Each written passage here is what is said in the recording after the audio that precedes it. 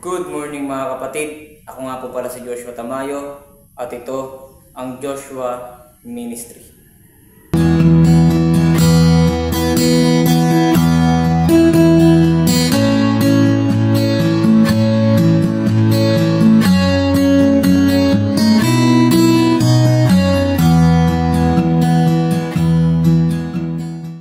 So ang dadalhin ko po sa inyo mga kapatid ay ang tatlong persona. So gusto kong ipakilala sa inyo ang tatlong personang ito. Sino-sino nga ba ito? So ating pong basahin sa Mateo 28 verse 19. So ating pong basahin. Dahil dito'y magsiyaon nga kayo at gawin ninyong mga alagad ang lahat ng mga bansa na sila'y inyong bautismuhan sa pangalan ng Ama at ng Anak at ng Espiritu Santo. So ito po pala yung tinatawag na tatlong persona. Diyos Ama, Diyos Anak, at Diyos Espiritu Santo. Alam naman po natin na ang Diyos Ama ay Diyos. Pero ito bang anak niya ay Diyos? So ating pong basahin sa Hebreo 1 verse 8. Sabi nga po dito sa Hebreo 1 verse 8, sabi nga po dito, ngunit tungkol sa anak ay sinasabi, ang iyong luklukan o Diyos ay magpakailanman at ang setro ng katwiran ay siyang setro ng iyong kaharian. So, ibig sabihin, ito pong anak ay Diyos. Pinatutunayan po ng talatang ito na ito pong Diyos anak ay Diyos. So, sa una po nating talata, nabanggit po ang Espiritu Santo. Ito bang Espiritu Santo ay Diyos din ba ito? So atin pong basahin at mapapatunayan ng Biblia kung Diyos din po ba ang Espiritu Santo.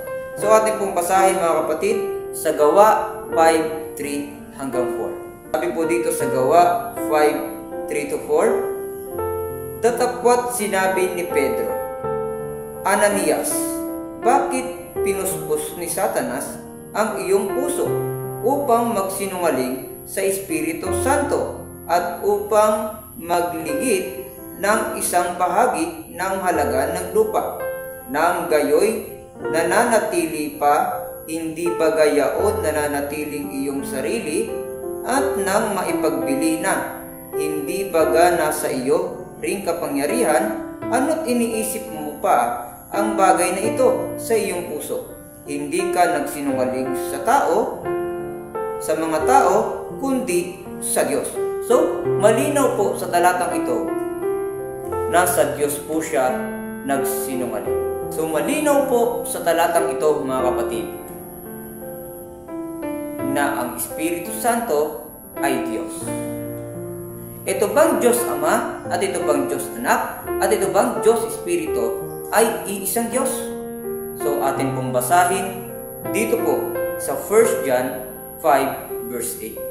Sabi po dito sa 1 John 5 verse 8, sapagkat may tatlong nagpapatotoo, ang Espiritu Santo, ang tubig at ang dugo, at ang tatlo ay nagkakaisa.